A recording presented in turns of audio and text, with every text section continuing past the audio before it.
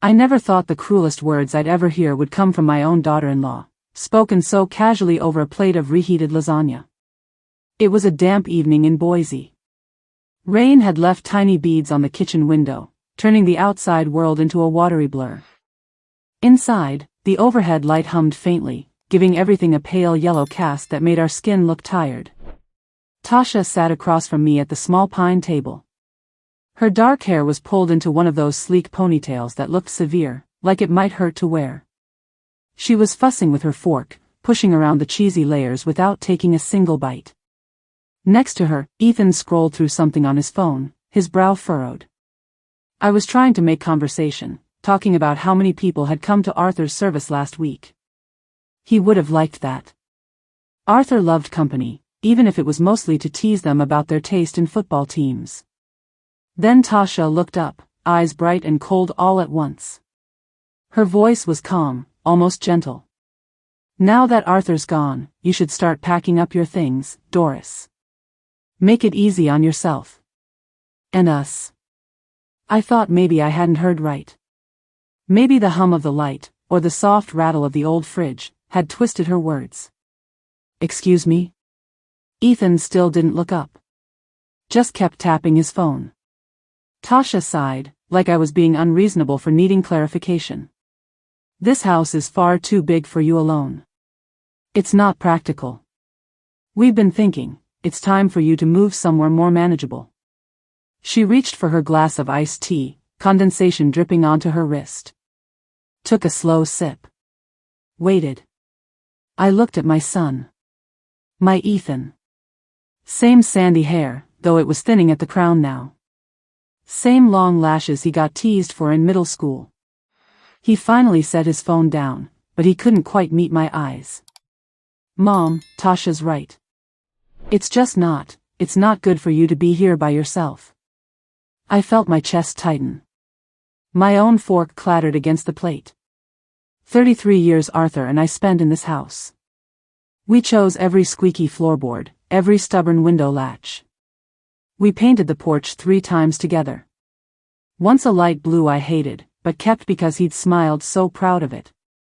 Now, suddenly, it wasn't my home at all. Tasha leaned forward, nails clicking on the wood table. We've also been talking about starting a family. This place would be perfect once it's opened up a bit. Maybe knock out that back wall, expand the kitchen.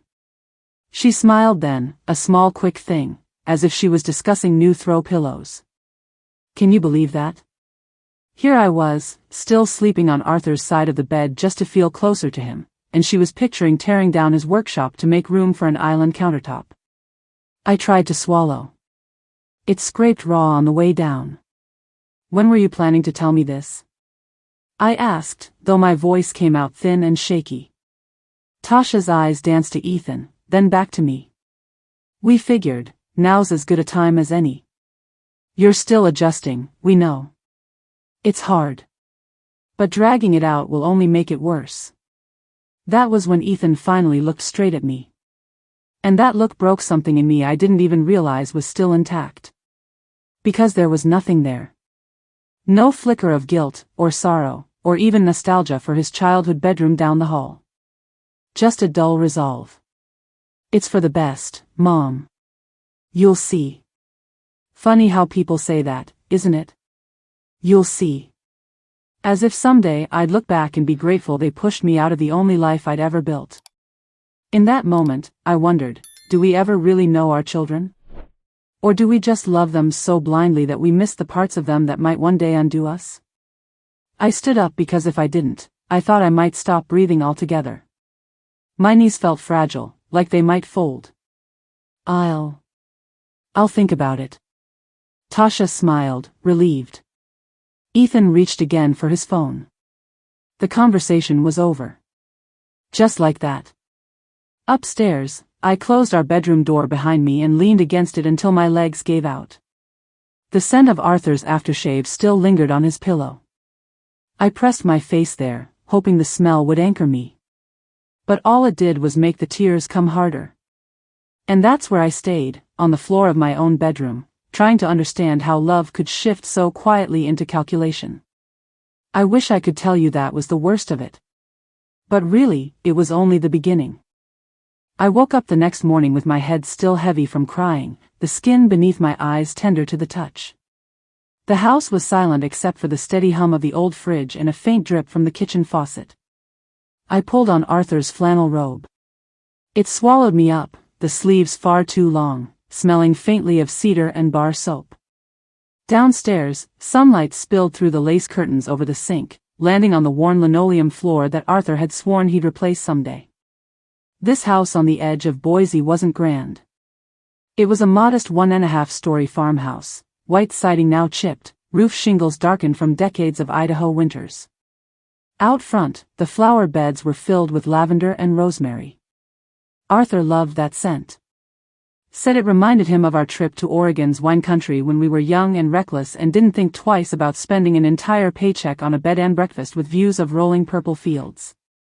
I walked through the dining room, letting my fingers trace the backs of the oak chairs. There were little scratches all along them, marks from when Ethan was small and insisted on racing his toy trucks right over the wood. I never had the heart to sand them out. Those tiny gouges were proof he'd been happy here once. Funny. You never realize how precious a scratch or a stain is until someone suggests ripping the whole thing out. In the living room, the TV was off, but I could almost hear Arthur's voice narrating the Sunday ball games, muttering about missed tackles or praising a clean pass. His recliner still sat angled toward the set, the cushion permanently dented. The little side table was stacked with old issues of Outdoor Life and a cracked mug that still held 3 dull pencils. There was a day, about 2 decades ago, when Ethan had just turned 20.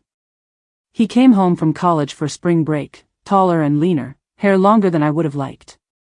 Arthur insisted they grill burgers together. I watched from the kitchen window as they stood side by side at the old charcoal grill, laughing about something I couldn't hear. Arthur slapped Ethan on the shoulder. Ethan tried to look annoyed, but he couldn't hide his grin. That memory hit me so hard I had to sit. I sank onto the couch and stared at the rug with its faded navy pattern. We bought that rug in a clearance bin at a home goods store outside Twin Falls. Spent 20 minutes arguing over the color. He won. I thought it was too dark, would show every bit of dirt. He said that was the point. Dirt meant living. I wonder if anyone else thinks like that. That a little dirt is good, because it means you're still moving, still making something of your days. I leaned my head back and closed my eyes. For a moment, it was like Arthur was still here. I could almost feel the air shift when he'd come in from working on his old Ford pickup, smelling of gasoline and sun. He'd set his heavy hand on my shoulder, give it a gentle squeeze. It made me wonder. How does a person go from being the center of your days to a series of empty rooms? When Ethan was little, he'd beg to sleep between us during thunderstorms.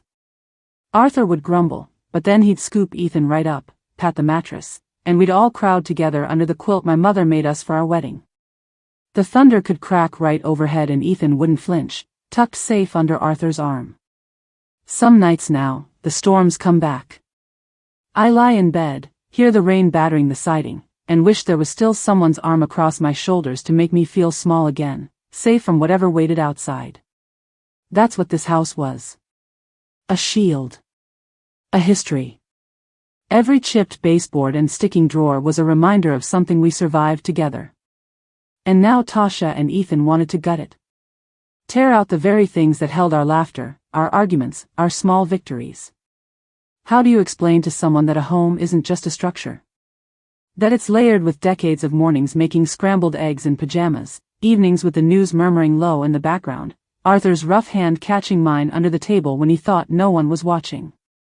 I pushed up from the couch, legs stiff. My reflection caught in the glass of the grandfather clock by the stairs. Hair flattened from sleep, eyes ringed with red. Older than I remembered. Do we all reach a point when we stop recognizing ourselves? A horn honked outside. The neighbor's teenage boy backing his truck down the narrow lane, the muffler rattling. I stepped onto the porch, arms wrapped around myself, and watched him drive off, music pounding from his stereo. A little bit of envy flared in my chest. The world's still wide open for him, the road waiting. For me, the road seemed to be closing. I wish I could tell you I stood there and found some grand resolve. That I took a deep breath and felt strong. Truth is, I just felt hollow. Like if I pressed a hand to my chest, it might cave right in. That's how grief works, I suppose. It empties you out, leaves a hollow that echoes. And in that hollow, for the first time, a small question stirred.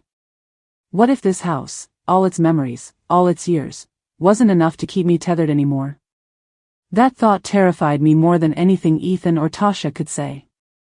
And somehow, I knew it was only the beginning of what I'd have to face.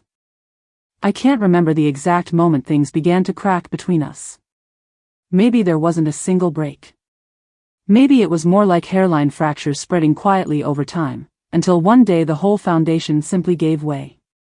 When Ethan first brought Tasha home, I did everything I could to welcome her. I remember she arrived in a lemon-yellow dress that hugged her slim waist, hair twisted up in a messy knot that somehow still looked elegant. She handed me a bouquet of hydrangeas wrapped in brown paper. Said she found them at a roadside stand just outside Caldwell. I thought, here is someone thoughtful. Someone who will love my boy, maybe even fill this house with children's laughter again. I served pot roast that night, with rosemary roasted potatoes and carrots slick with butter. Arthur poured glasses of red wine, tried to put Tasha at ease by telling corny jokes. Ethan kept reaching under the table for her hand. Watching them, I felt something gentle bloom in my chest. But looking back, I see things I missed. Small things. How Tasha barely touched her meal, picking at the edges of the plate like she couldn't wait for it to be over. How she stiffened when Arthur offered her a second helping. The way she smiled, polite but tight, whenever the conversation drifted to family traditions. You think love blinds you only when it's romantic. But a mother's love can be just as blind. The first Thanksgiving after they were married, Tasha suggested they spend it with her parents in Sun Valley. I tried not to show my disappointment. We'd always hosted, ever since Ethan was little. Arthur would rise before dawn to prep the turkey, grumbling good-naturedly the whole time. I'd spend the morning laying out the good china, polishing silver that only ever came out once a year. But that November, it was just Arthur and me at the table. 2 plates. 2 wine glasses. A smaller turkey that still seemed too large. Arthur sliced it anyway, pretended it was no big deal, but he didn't ask for seconds. Christmas that same year, they split the day. Morning with Tasha's family, evening with us. They arrived late, Tasha still in a shimmering blue sweater that smelled faintly of someone else's kitchen. Ethan looked tired, distracted. He spent most of dinner checking his phone. Little by little, our old rituals started to vanish. Sunday lunches turned into quick drop-ins. Sometimes just Ethan, while Tasha claimed errands or a migraine. Eventually, even those visits thinned out. I'd find excuses for them, tell myself they were building their life, too busy to linger over coffee and pie. But sometimes, late at night, I'd lie awake next to Arthur, listening to the soft whistle of his breathing, and wonder if we'd done something wrong. If somehow we'd failed at the most important task, making sure our son always felt he had a home here, no matter what.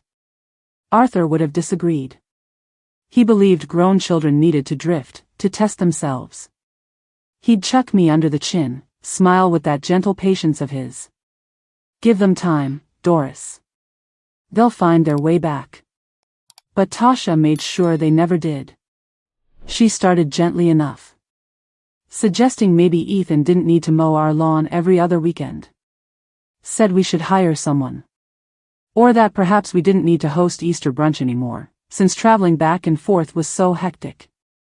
I tried to go along. I didn't want to be the clinging mother-in-law, the reason for tension. So I nodded, agreed, made excuses to friends about why family gatherings were smaller these days. Looking back, I see how slowly it all shifted. Like someone rearranging furniture in tiny increments until you woke up one morning and didn't recognize your own living room.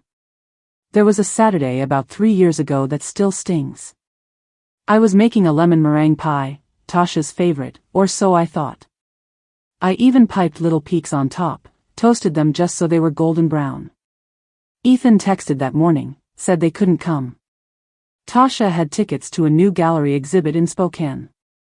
I remember standing there, pie still warm on the counter, feeling foolish for fussing with it. Arthur tried to make it better, cut us each a slice. But neither of us really tasted it. Funny how memory works. I can't recall the paintings they saw that day, even though Tasha sent me photos afterward, all abstract splashes of blue and gold.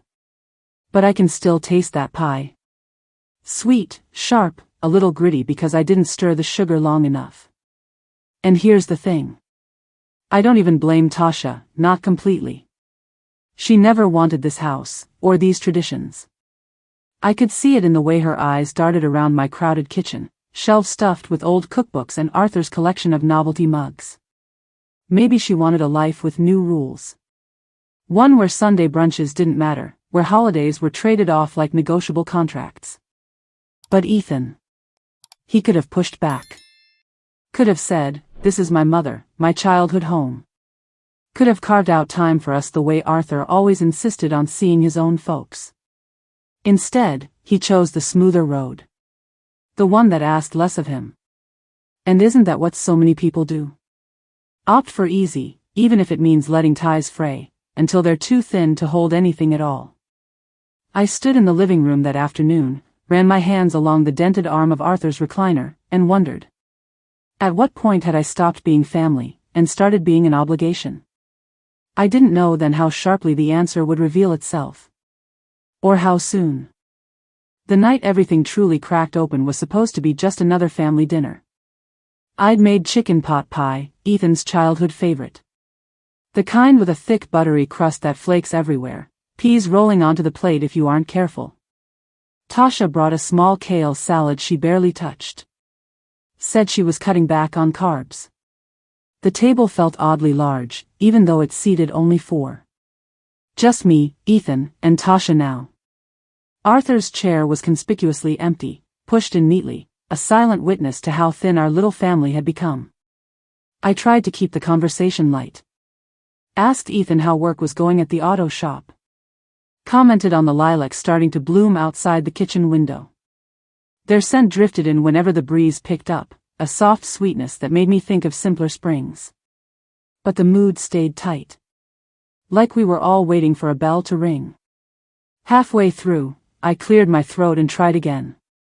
Your dad would have loved to see those lilacs this year. Remember how he used to stand out there with that little pair of shears, fussing with them like they were prize roses? I managed a smile, hoping to draw one from Ethan. He didn't smile back.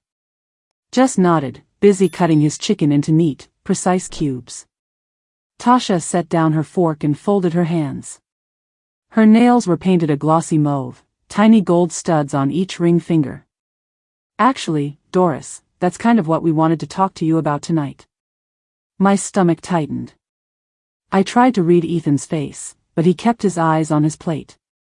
Tasha leaned forward, elbows grazing the table. This house. It's a lot for you. Too much, really. And we've been talking. With Arthur gone now, it might be the right time to think about downsizing. I blinked. Downsizing. Such a polite, clean little word for unraveling someone's whole life. I've lived here 33 years. I know every window that sticks in the summer, every floorboard that creaks. I hated how small my voice sounded. Exactly, Tasha said, like she was soothing a child. That's just it. The upkeep on a place like this, it's overwhelming. We'd hate to see you get hurt trying to handle something you shouldn't have to. She patted my hand. Her palm was cool, dry. We'd hate to see you get hurt. I wonder sometimes. Is that how they justify it? Frame it as kindness so they don't have to face the greed sitting just underneath? Ethan finally cleared his throat. Mom, Tasha's right. The property taxes alone, and you know that plumbing's always acting up.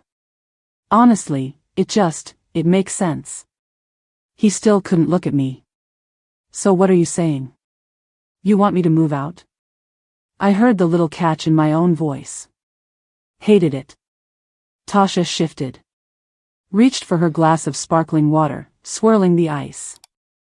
Not like that. We just think it'd be better for you to be somewhere designed for, people your age. With activities. A community. People your age. Like I was suddenly some fragile antique that needed special shelving. What about this house? This is Ethan's home. His room is still upstairs. Tasha's mouth tightened. We've actually been thinking it might be perfect for us. If we opened up the back, made a bigger kitchen, it could be amazing for entertaining. Ethan chimed in, too fast. We've talked about maybe starting a family soon. This place would be ideal. Room for kids, a yard. My throat closed. Room for kids. The same backyard where Ethan used to chase fireflies. The same porch steps where Arthur once lifted me, laughing, on the day we closed on this house. They weren't just asking me to move. They were already drawing up blueprints for the life they'd build here, once I was out of the picture. Tasha smiled then, soft and satisfied, like the hard part was over. I couldn't breathe. I pushed back from the table, my chair scraping loud on the tile. I need a minute. Ethan finally looked at me. Really looked. And in that moment, his face seemed like a stranger's. Concern, maybe, but distant. No deep ache, no rush to stand and pull me into a hug. That was when something inside me shifted. I realized Arthur's chair wasn't the only empty one at that table. I'd been eating alongside ghosts for a long time now. I left them sitting there with their plans, their glasses sweating onto the table. Upstairs, I closed my bedroom door, rested my forehead against the cool wood. And I thought, almost numbly. So this is how a family decides someone is no longer essential. The realization didn't come like a blow. It was more like cold water seeping in around my ankles, slow but relentless, until I was soaked through. And still it kept rising. I don't know how long I stayed upstairs with my back against the door. Long enough that the house seemed to forget I was there. Long enough for the hum of the ceiling fan to turn almost soothing, like a distant lullaby. When I finally came down, Tasha was washing dishes, her hands moving briskly under the stream of hot water. Her sleeves were pushed up, revealing delicate wrists dotted with freckles. Ethan stood by the fridge, arms crossed, eyes trained on the floor. Neither of them spoke when I walked in. I poured myself a glass of water from the pitcher on the counter, just to have something to hold. My hands needed purpose. My heart felt too exposed otherwise. So. I cleared my throat. You really think I should leave this house? Tasha didn't turn. She kept scrubbing the same plate, her shoulders tight. It was Ethan who finally answered. Mom. His voice cracked on that one word. Or maybe that was just wishful thinking on my part. He lifted his head. His eyes were tired. A few new lines had settled around his mouth. It makes sense, he said softly. This place is too big. Too much. For one person. But it wasn't too much when you were growing up here. When you ran through the hall in muddy boots and tracked dirt on every rug. It wasn't too much then. The words shot out sharper than I intended. He flinched. A small thing. But I saw it. That was when I realized how fragile all of this was. How close we were to shattering completely. I tried again, gentler. Ethan, your father and I saved for years to buy this place. Every room has a piece of our life carved into it. That doorframe over there still has your height marks. Remember how we'd make you stand against it every birthday? He nodded. Pressed his lips together. Didn't say anything. I stepped closer. Lowered my voice like we were sharing a secret. Your father loved this house. Loved knowing you'd have somewhere to come back to, always. Ethan looked at me then, really looked. For a heartbeat, I thought maybe something was breaking through. But he only sighed. I know, Mom. I do. But Tasha and I could really use the space. That last part hit me harder than any of the rest. Use the space. They weren't talking about my memories or Arthur's laughter echoing through these halls. They were talking about square footage. About property lines and renovation potential. I stared at my son, trying to find traces of the boy who used to crawl into our bed during thunderstorms. The boy who built pillow forts in the living room, giggling so hard he'd get the hiccups. But that boy was gone. Replaced by a man whose eyes darted away from mine too quickly, who shifted uncomfortably in his own mother's kitchen. Is this how it happens? I wondered. Slowly, then all at once. Love rearranged by years, by spouses, by silent compromises that turn into expectations. I took a small breath, steadying myself. So that's it then. You've already decided. Ethan rubbed the back of his neck, a habit he picked up as a teenager whenever he felt cornered. It's not like that, Mom. We think it's best. For everyone. Best for who? He didn't answer. A long silence stretched out. Tasha still stood at the sink, staring straight ahead. I wondered if she was counting down seconds in her head, waiting for this uncomfortable scene to end. I set my glass down on the counter. It made a tiny clink that sounded too loud in the quiet room. Do you know what hurts the most? Ethan didn't look up. It's not that you want the house. It's that you don't seem to care how it makes me feel. Like all of this, I gestured around at the cabinets Arthur built by hand, the table he sanded and stained until it gleamed, means nothing to you. Finally, he met my gaze. And what I saw there wasn't anger, or even shame. It was resignation. Maybe that was worse. Mom.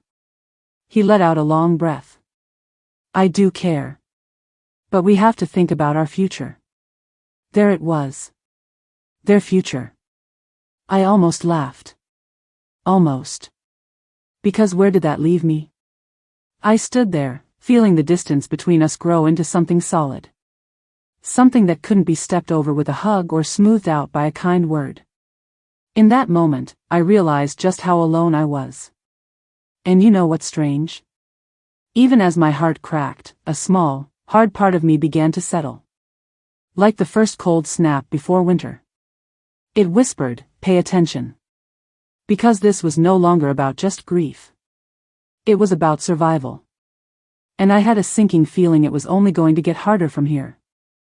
The next morning, I woke up with a stiffness in my spine that felt almost like resolve. I sat on the edge of the bed, Arthur's side still neat, the pillow faintly dented from all the nights he'd laid his head there. Somehow, that small hollow gave me courage. I dressed carefully. A navy sweater that Arthur always said brought out the blue in my eyes. A pair of pearl studs he bought me for our 20th anniversary, tucked inside a tiny velvet box with a ribbon that wouldn't untie right. I smoothed my hair back, dabbed on a touch of lipstick. Funny how armor doesn't always look like steel. Sometimes it's just old jewelry and a pressed blouse. At the kitchen counter, I pulled out my checkbook and bills, started making a list. I needed to know exactly where I stood. What Arthur had truly left behind. Because somewhere deep down, I suspected he'd been quietly preparing for this very moment. Even if I hadn't. It was still early when I pulled out of the driveway. The street was nearly empty, lined with maples just beginning to bud.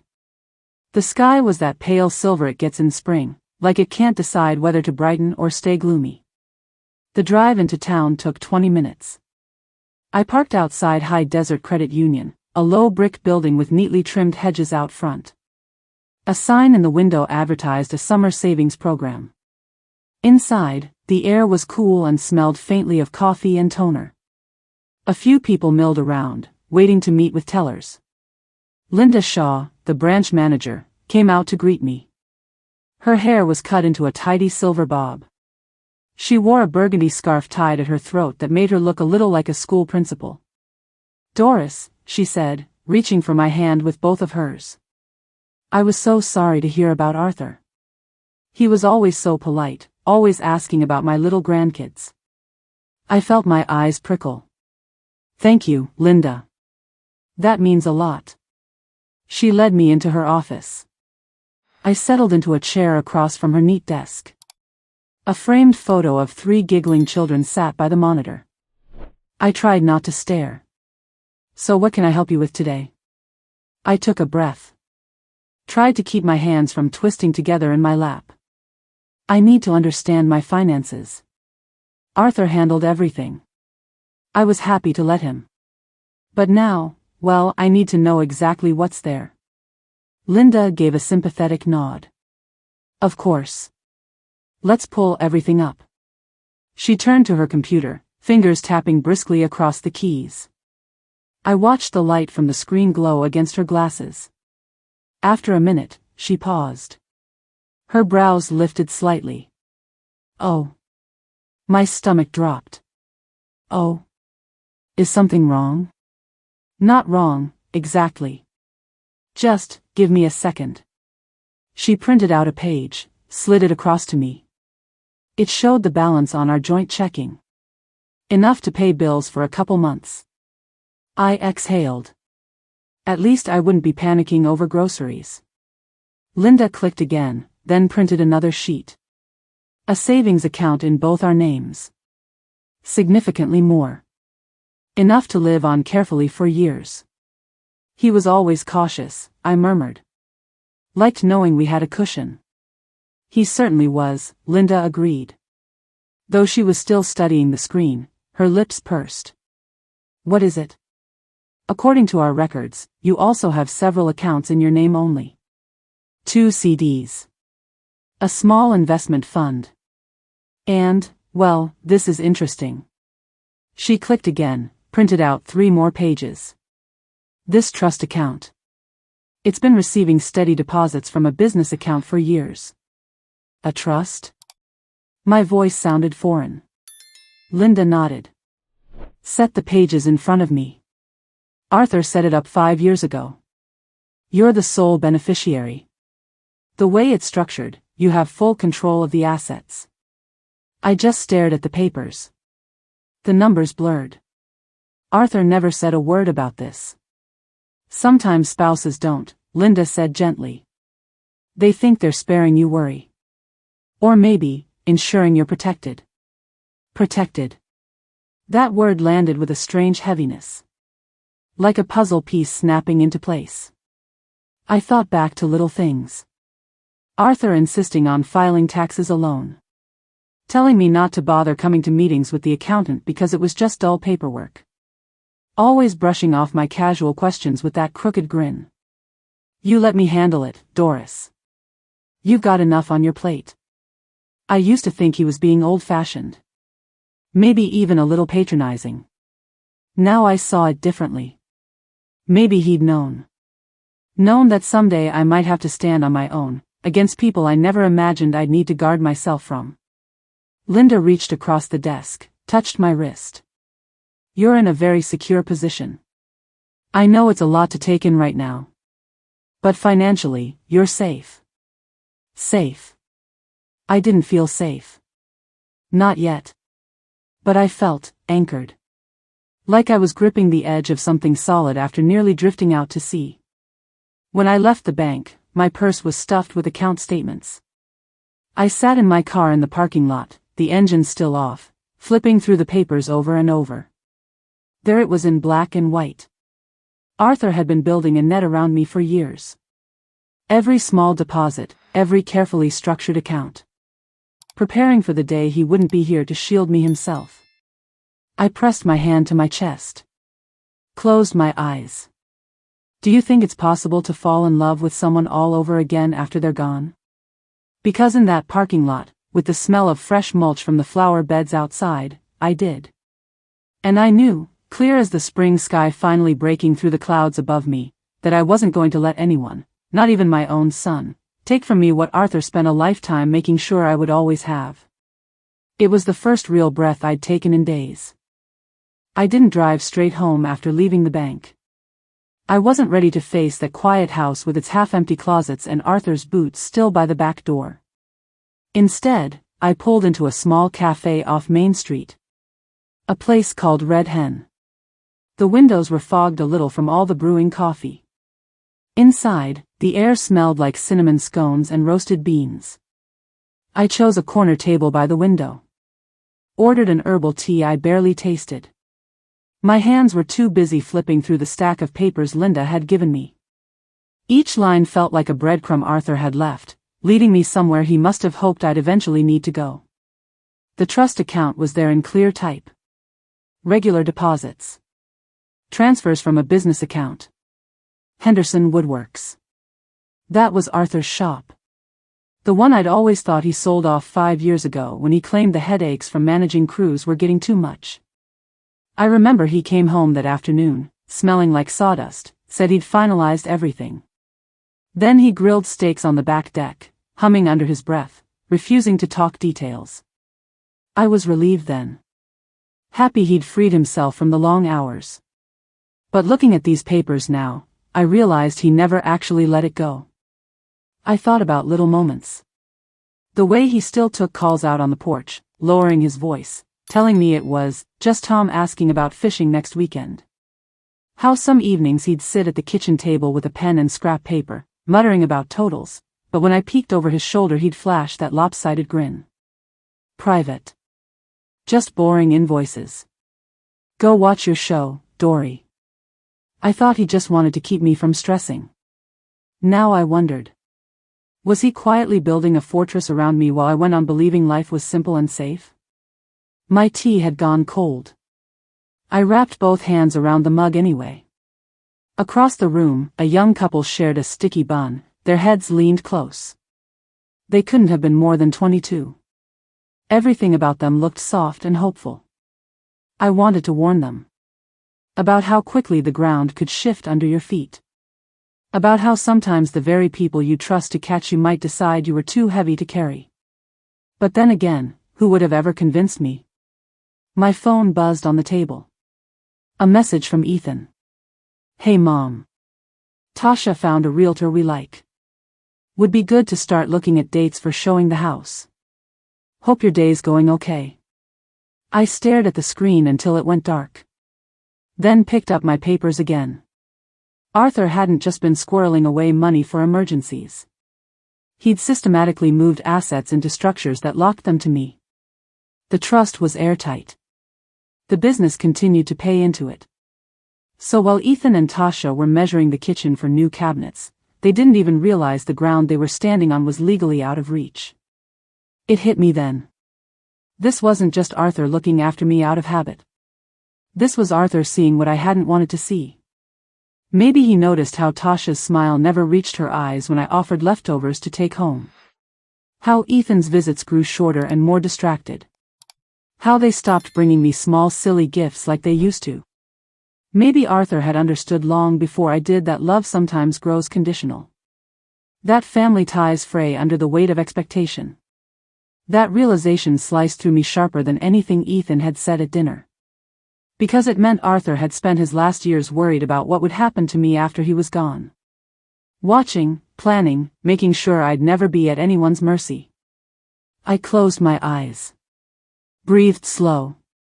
Outside, a breeze rattled the cafe's sign, made it knock gently against the wall.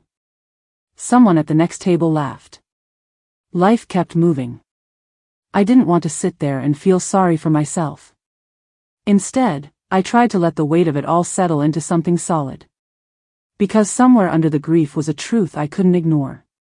Arthur had trusted me to be strong enough to stand alone if I had to. So maybe it was time to stop wishing for how things used to be. I gathered up the papers, slid them back into my purse. Left a few bills on the table for the waitress with the tired eyes. As I stepped outside, the air was sharp and clean. The sun had broken through, lighting up the tops of the maples like gold. I paused there on the sidewalk, feeling it warm my shoulders. Did Arthur know I'd have this moment? Standing with a secret power tucked under my arm, watching people hurry past with shopping bags, car keys, half-formed worries that probably didn't matter at all. I thought about the way he used to squeeze my hand twice when we walked together. A little code that meant I love you. I'm here. Now he wasn't here. But somehow, he still was. That was the strangest comfort. I took a deeper breath than I had in days. Because I was starting to see the road ahead. And I suspected Ethan and Tasha were about to learn a lesson Arthur had carefully prepared for them. The thought didn't make me happy exactly. But it did make me ready. I found myself outside Shaw and Daniel's accounting the next morning, standing there longer than made sense, just staring at the little bell tied to the glass door. The office sat between a pet grooming place and a dusty old music shop, both closed this early. When I finally stepped inside, a burst of warm air hit me. It smelled faintly of paper and lemon polish. The receptionist gave me a polite nod and motioned me down the hall. Linda Shaw's daughter, Margaret, had taken over most of the practice.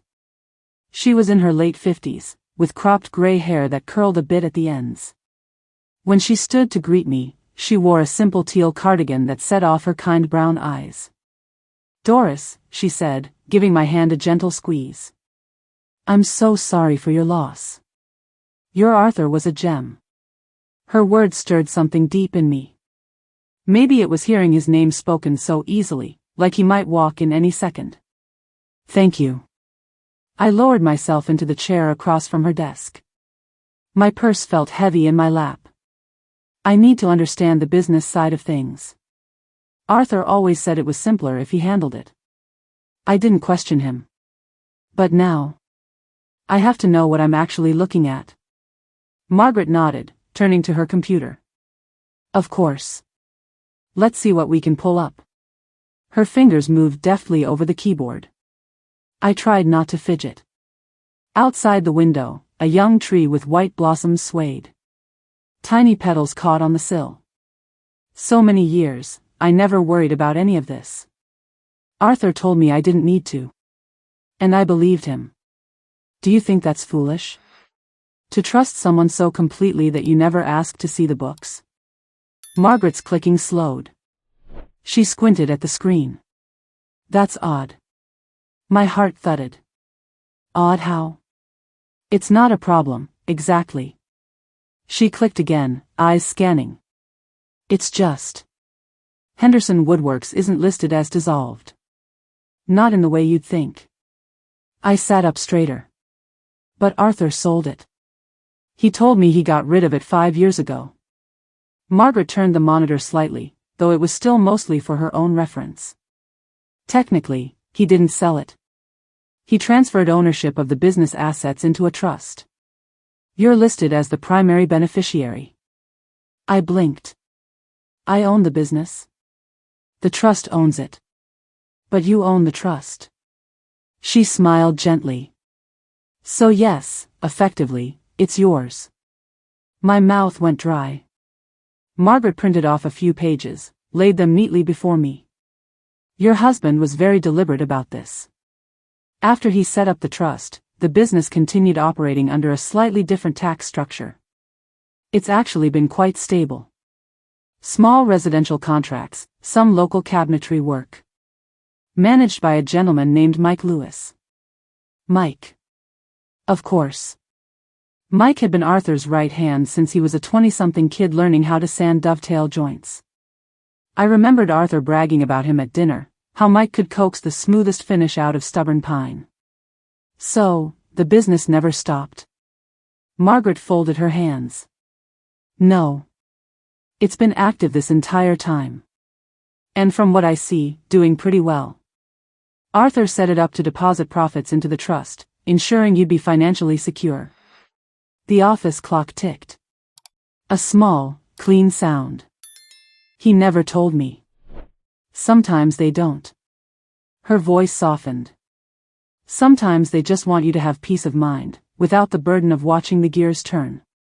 I picked up one of the sheets. It shook slightly. There were steady numbers. Lists of contracts. Disbursements. Quarterly profits that hadn't stopped, even after Arthur told me he was done with all that. He wasn't done. He was building a net. And maybe, I thought, he was protecting me from more than taxes or the headache of permits.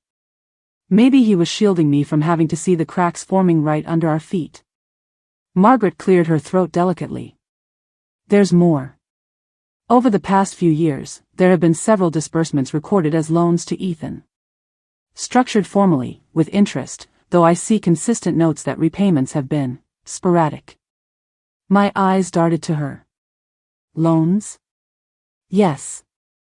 Roughly 87,000 total, spread across 5 years. Mike provided records indicating your husband insisted on treating them as proper business transactions. So Arthur had been propping Ethan up. All while quietly reinforcing this wall around me, ensuring that if everything else crumbled, I'd still be standing. I couldn't tell if I wanted to sob or laugh. Margaret's voice brought me back. Mike's been running operations day to day. He actually called last week, asking who would be handling things now. I told him it was best to wait until we spoke. Of course. I need to meet with him. Absolutely. She paused, studying my face. Doris, I want you to know, Arthur was meticulous. Everything he did was above board. This trust is rock solid. You're in an exceptionally strong position. Strong. It felt almost foreign in my mouth.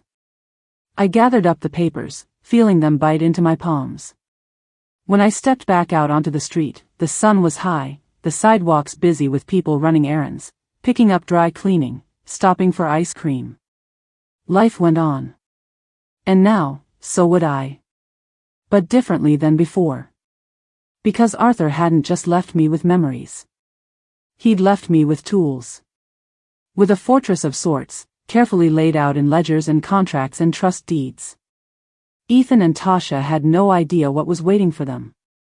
And I wasn't sure yet if that thought made me sad or something else entirely. But either way, I knew this. Next time they tried to push me, they'd find I wasn't quite as fragile as they believed.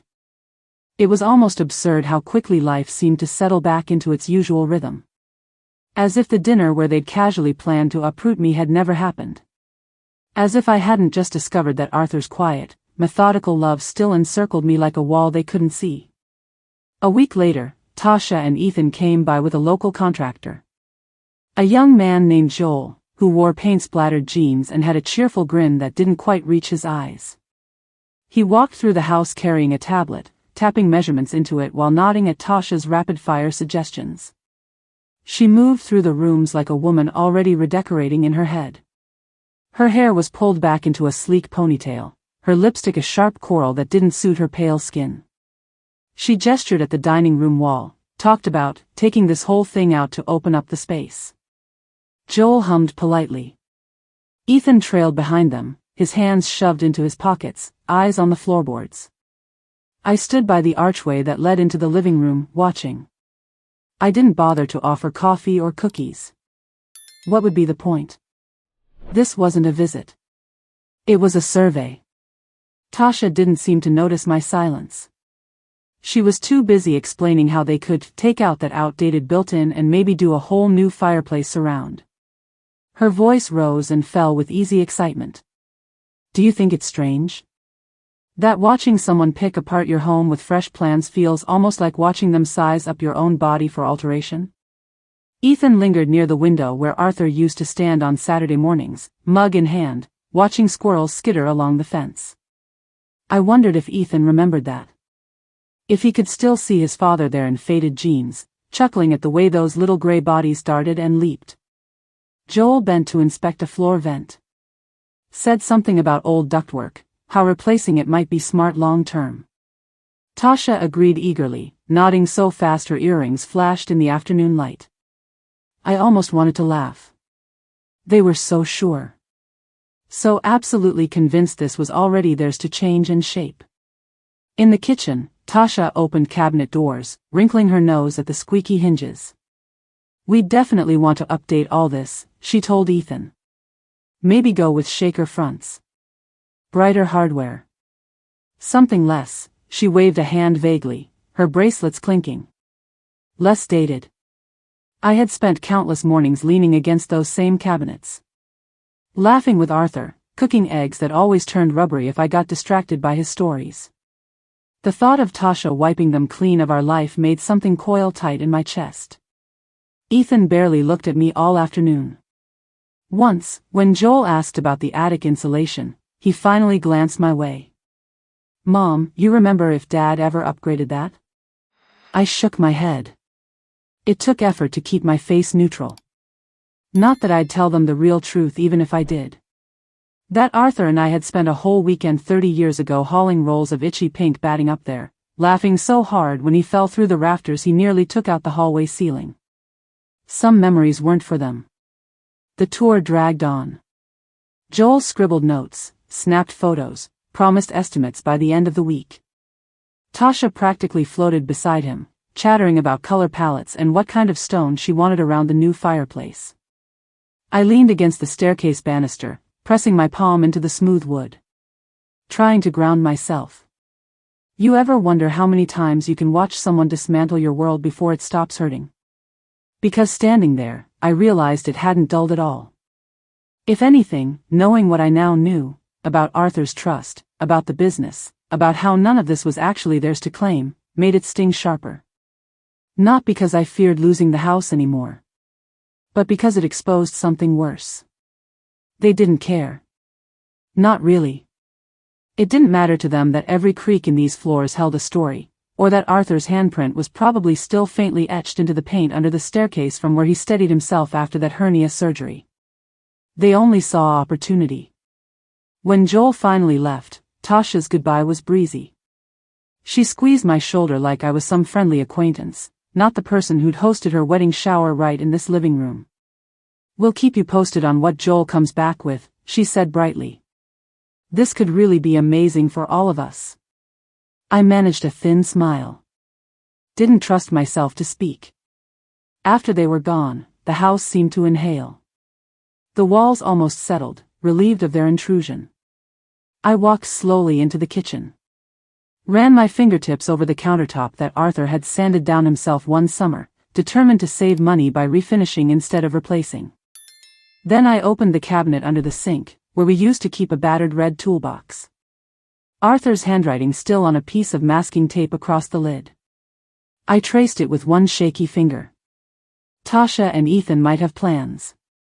Grand ones. New paint. Knocked out walls. Shiny surfaces that never knew laughter or arguments or whispered apologies after midnight. But underneath, the bones of this place were still ours. Still Arthur's and mine. And now I had the paperwork to prove it. Standing there, I felt a small, fierce pulse in my throat. It didn't taste like bitterness. It tasted like steel. Because soon enough, they'd learn that some things weren't up for remodeling. I didn't sleep much after that day. My mind kept looping through conversations that hadn't even happened yet. What I would say.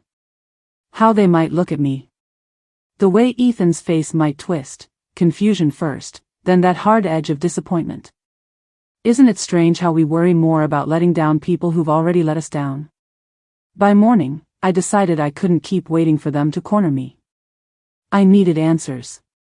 Needed to understand exactly how this was all tied together before the ground cracked wide open beneath us. So I called Mike Lewis. Mike had worked with Arthur for over 2 decades, back when they both still had full heads of dark hair and could pull 16-hour days without a twinge. Now Mike's hair was mostly white, cut close to the scalp, his sunburned skin deeply lined. But he still stood straight, broad-shouldered, with a soft politeness that had always put me at ease. When he arrived that afternoon, he parked his battered Chevy out by the oak tree. The one Arthur had planted from a sapling, swearing it would give us the best shade on the block. I watched Mike get out, tugging at the hem of his flannel shirt like he wasn't sure how to start.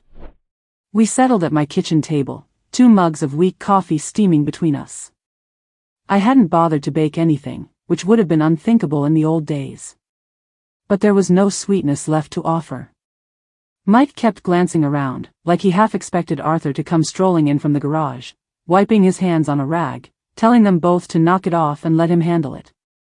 Instead, it was just me. I folded my hands around my mug, trying to keep them from trembling. "Mike," I said quietly. "I need you to tell me the truth. About everything." He looked relieved, oddly enough. Like he'd been waiting for permission to finally unload a burden. Your husband was the smartest man I ever knew, Mrs. Henderson. Smart and decent. He put this whole thing together because he wanted to make sure you'd always be okay. Even if. His voice caught. Even if people he loved didn't turn out quite the way he hoped. I stared at Mike. Felt my chest go tight. You mean Ethan? Mike nodded. Took a long sip of coffee before setting it down with a small, careful thunk. He started coming around a few years ago, asking about cash flow, projects, what kind of money was moving through. Always casual. Always with a new story about some investment he and Tasha were looking at.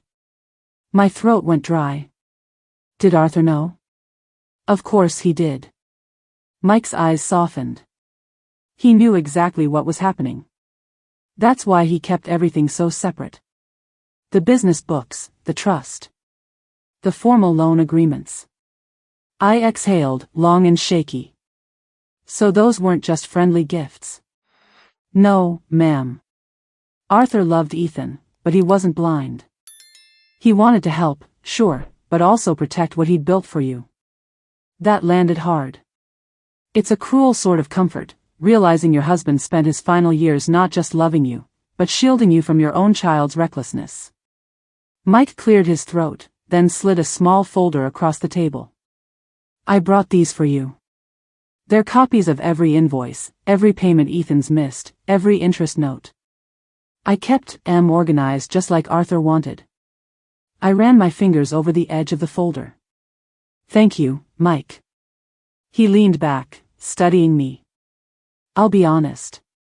When Ethan came by last week, talking about how he'd be taking over operations, wanting me to hand over access to the accounts, well, I stalled him. Told him nothing changes without proper paperwork. I looked at Mike, really looked at him. The deep lines at his eyes. The roughness of his knuckles. A man who'd earned every creak in his bones by standing by Arthur all these years. Arthur trusted you. Mike's voice was soft, almost hoarse. And I trust you, Mrs. Henderson. You just tell me how you want to handle this. I'll stand behind you, whatever comes. It was such a simple pledge. No fanfare. Just quiet loyalty that brought a sudden sting to my eyes. We sat there for a while longer. Not saying much. The kitchen clock ticked on, the refrigerator hummed. Outside, a delivery van rumbled past, its brakes squealing at the corner. Life going on, indifferent to the small earthquakes happening inside people's homes. When Mike finally stood to leave, he paused at the doorway. You're stronger than you think, ma'am. I know Arthur believed that. I walked him out. Watched him drive away, taillights glowing briefly before they disappeared around the bend.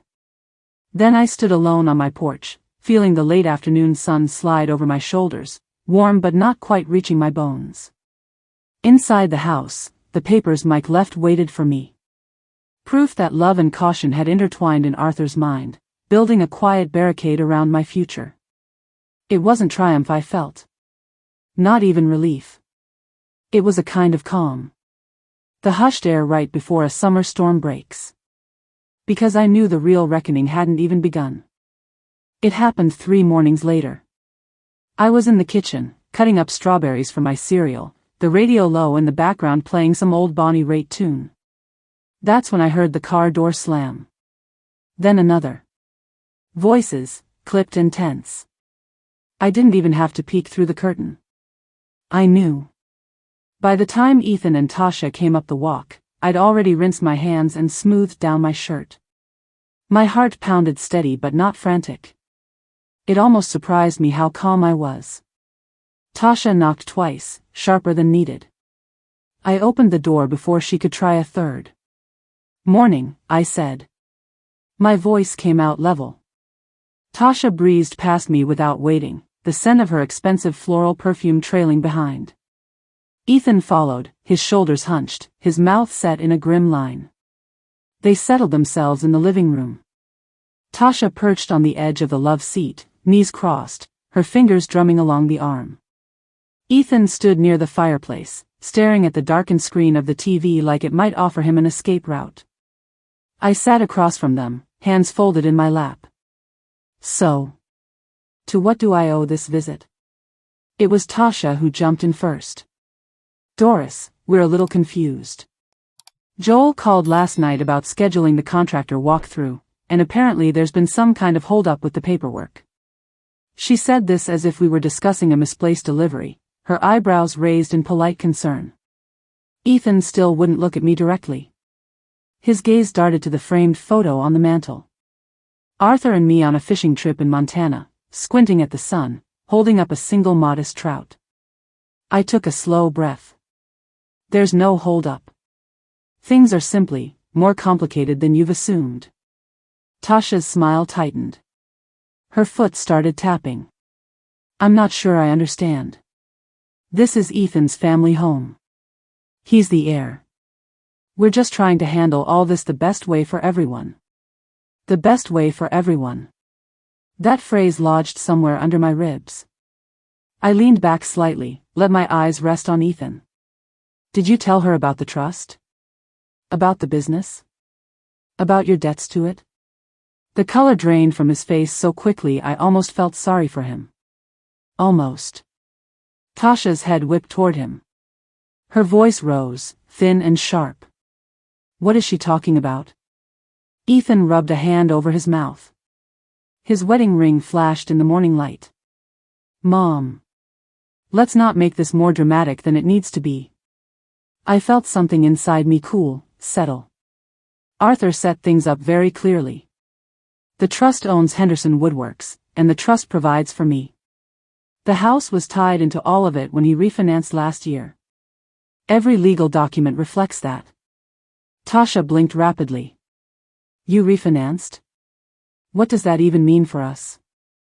It means there is no easy inheritance for you to cash in. No house to flip. No windfall to fund granite countertops or open-concept kitchens. She looked stunned. Like someone had pulled the ground out from under her brand-new heels. Ethan finally sank into a chair. His shoulders slumped. Mom. Please. We've been counting on this. Tasha and I have plans. Plans. Always plans. I pressed my lips together. Let the silence stretch. It was Ethan who broke it. You'd really let us struggle like this? After everything? My eyes stung, but I didn't look away. After everything. The loans you haven't repaid? The opportunities Arthur gave you, quietly, without embarrassing you? Yes. After all of that. Tasha stood up abruptly. Her voice cracked. I can't believe this. I thought family meant helping each other. Sometimes it does. Sometimes it means being taken for granted until the ledger finally spills over. They stared at me. The air between us heavy and brittle. I wondered then how long Arthur had pictured this very scene. Him gone. Me here. Standing alone in the house we built, facing down our own child and his wife like strangers at a negotiating table. Did he know it would hurt this much? Or had he hoped, against everything he suspected, that it wouldn't come to this? Ethan scrubbed at his eyes, then dropped his hands into his lap. What happens now? What happens is simple. The trust stands. The business stands. Your debts stand. If you want to work something out, we can do it formally. Otherwise, nothing changes. Tasha let out a short, humorless laugh. Nothing changes? Everything's changed. I watched them gather themselves, a little stunned, a little off balance. As they walked to the door, Ethan paused. For a split second, I thought he might reach for me. But his arm only hovered there, then fell back to his side. We'll talk soon, he muttered. I didn't answer. Just stood in the doorway, listening to their car pull away. When I closed the door, the lock clicked louder than usual. The house was mine again. Quiet. Unsteady. But somehow, even through the ache, I realized it was also stronger than before.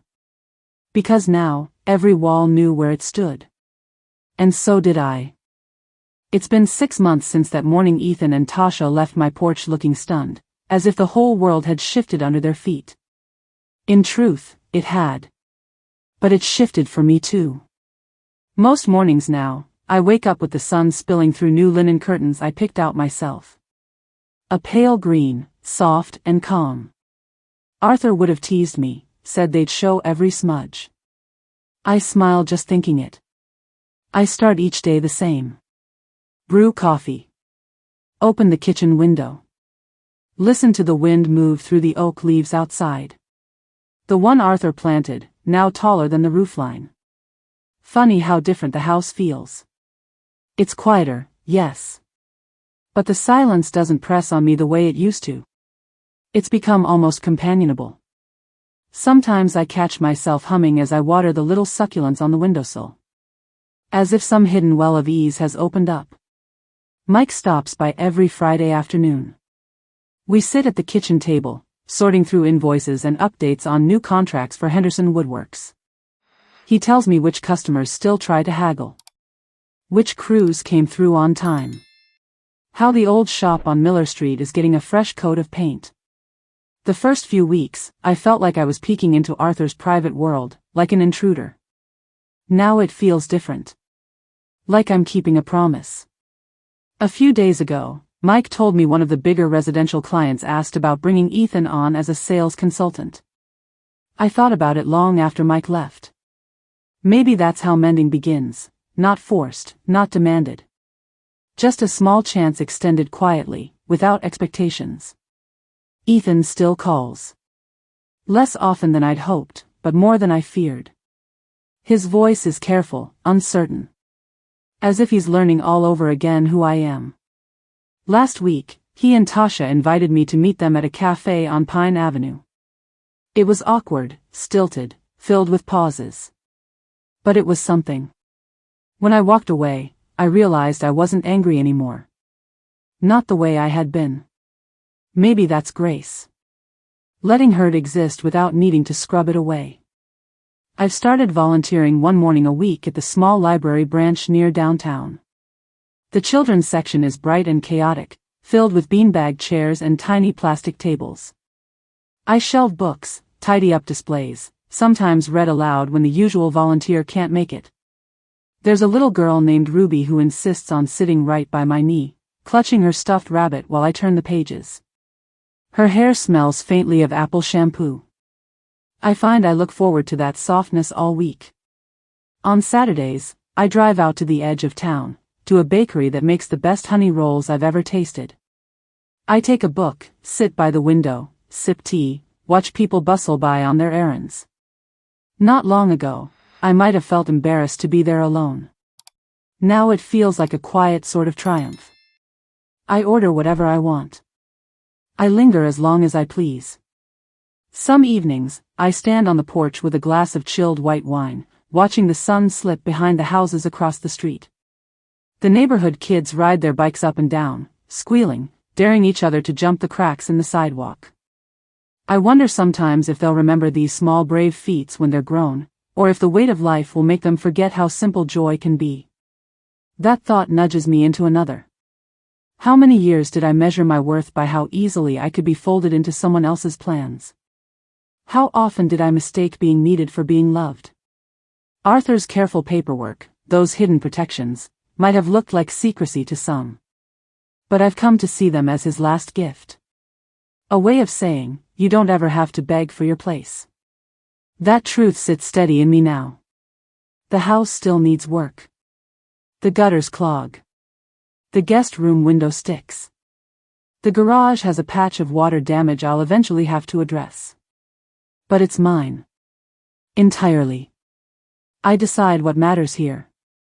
One afternoon not long ago, I was clearing out the hall closet and found an old scarf of Arthur's. Soft plaid, a little moth-eaten. I wrapped it around my shoulders and stood by the mirror. It didn't make me sad, the way I expected. It made me feel accompanied. Because I carry him with me, sure as I carry my own breath. And I carry this hard-won understanding too. That sometimes, silence isn't weakness. Sometimes it's simply the space you give yourself to grow strong enough to finally say, this is who I am. This is what I will keep. So if you're here, listening to my story, tell me. Have you ever had to claim your own space? Ever learned, maybe painfully, that protecting your heart doesn't mean closing it off forever? Leave me a comment. I'd like to know.